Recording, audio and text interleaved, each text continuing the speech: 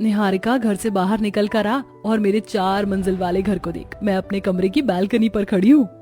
सिमरन के कहने पर निहारिका घर से बाहर निकलती है और अपनी दोस्त का 4 मंजिल का ससुराल देखकर उससे कहती है, अरे तू तीसरी मंजिल पर है। वैसे तेरी किस्मत अच्छी है, तू हमेशा से चाहती थी ना कि तुझे 4 मंजिल का ससुराल मिले। ले मिल गया 4 मंजिल का ससुराल। वो तो है, और अच्छी बात यह है कि मेरी 4 नंद है और 3 शादीशुदा। जब मेरी तीनों नंद अपने ससुराल चली जाएंगी ना, तब तुम मुझसे मिलने मेरे घर आती रहना। और हाँ, तू भी अपने पति से कहना कि 1 मंजिल के घर से कुछ नहीं होता, 4 मंजिल का मकान बनवाए। सिमरन, मुझे जितना मिला है मैं उतने में भी खुश हूँ। और वैसे भी समीर जी कह रहे थे अभी थोड़ी पैसों की कमी है, इसलिए 2nd फ्लोर नहीं बनवाया। पर तू चिंता मत कर, बहुत जल्द मेरा घर भी 1 मंजिल से 2 मंजिल का हो जाएगा। इस तरह दोनों दोस्त बात करके अंदर चली जाती हैं और निहारिका अपनी अमीर दोस्त को देखकर खुश होती है। इसी तरह कुछ दिन बीत जाते हैं और एक दिन, मैं बार बार भूल क्यों जाती हूँ कि मेरा 4 मंजिल का ससुराल है।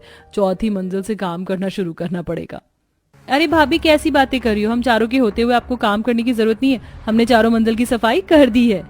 आप चारों कितने अच्छे हो, मुझे कुछ करने ही नहीं देते। पर आज खाना मैं ही बनाऊंगी।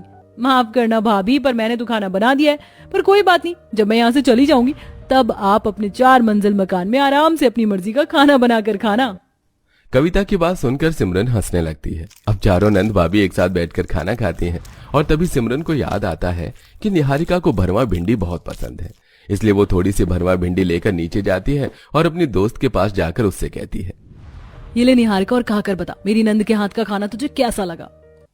सिमरन बेटा, खुश नसीब हो तुम जो ऐसे घर में आई। चारों ही बहन बहुत अच्छी हैं। इसी तरह अपनी सारी नंद के साथ अच्छे से रहना। बेचारी 3-4 दिन की मेहमान है, उसके बाद अपने ससुराल ही जाएंगे। अपनी दोस्त और उसकी सास से बात करके सिमरन फिर से अपने 4 मंजिल के घर में जाती है और सीढ़ियां चढ़ते चढ़ते थक जाती है और कमरे में पहुंचती है। तभी उसकी एक नंद उसके लिए पानी लेकर आती है।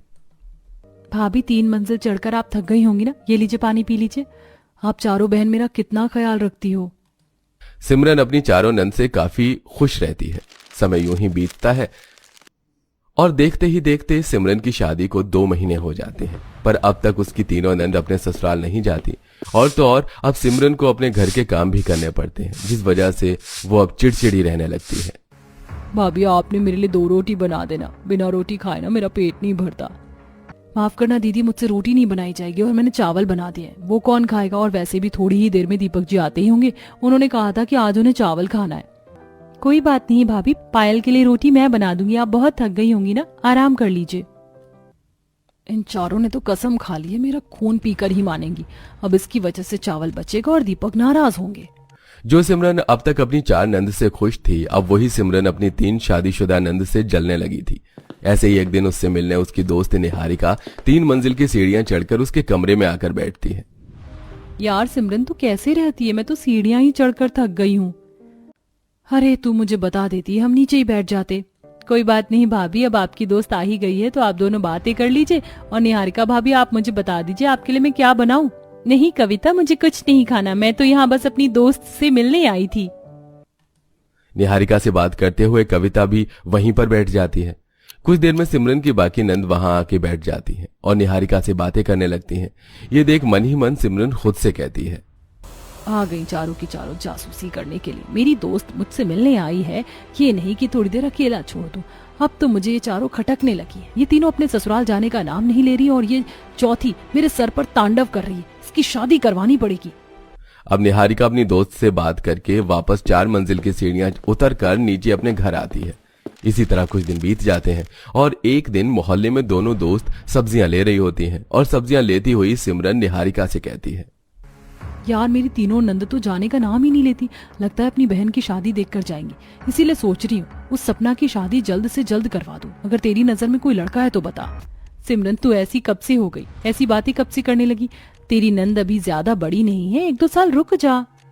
निहारिका, अगर मैं 1-2 साल रुक गई ना तो मेरी वो तीनों शादीशुदा नंद जो अपने ससुराल जाने का नाम नहीं लेती, वो यहाँ से हिलेंगी भी नहीं।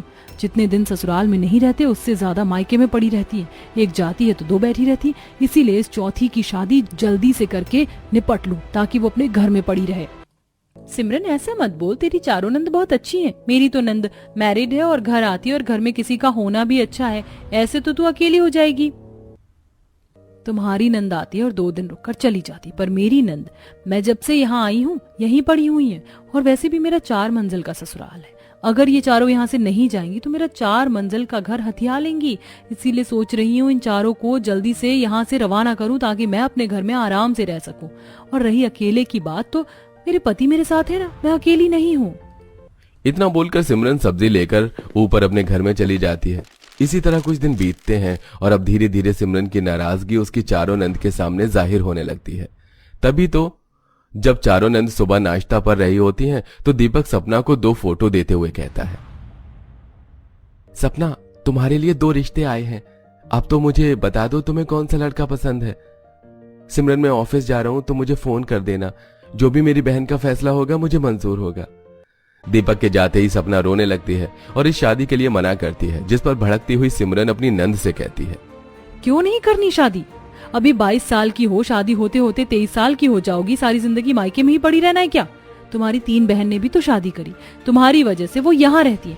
उन्हें भी तो अपना ससुराल संभालना है। सारी जिंदगी अपनी कुंवारी बहन को ही थोड़ी ना देखना है। भाभी, आप ऐसा क्यों बोल रही हैं?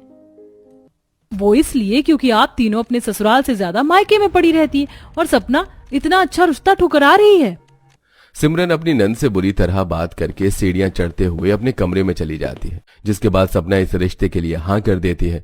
और उसके हाँ करते ही कुछ ही महीने में सिमरन अपनी चौथी नंद की भी शादी कर देती है। और शादी के बाद जब तीनों नंद अपना सामान पैक करके घर से जाने लगती हैं तो सिमरन उनसे कहती है, अब जा रही हो तो 1 हफ्ते में वापस मत आ जाना, 1 साल बाद ही आना। बार बार बेटियों का मायके आना सही नहीं होता।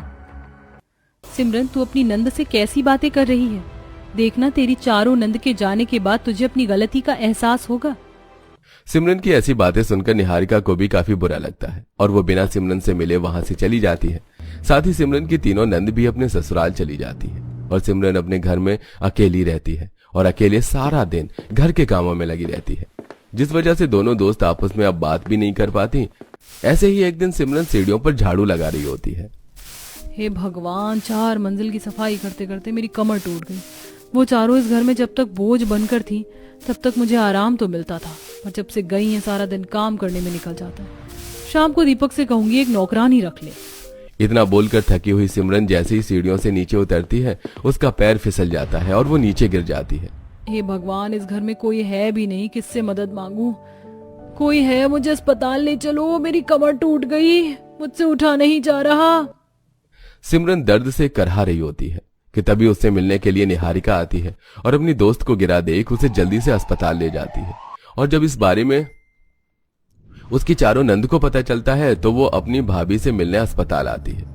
एक बहन उसके लिए जूस लाती है, दूसरी फ्रूट्स लाती है, तीसरी डॉक्टर से बात कर रही होती है, तो वहीं उसकी चौथी नंद उसकी सेवा में लगी होती है।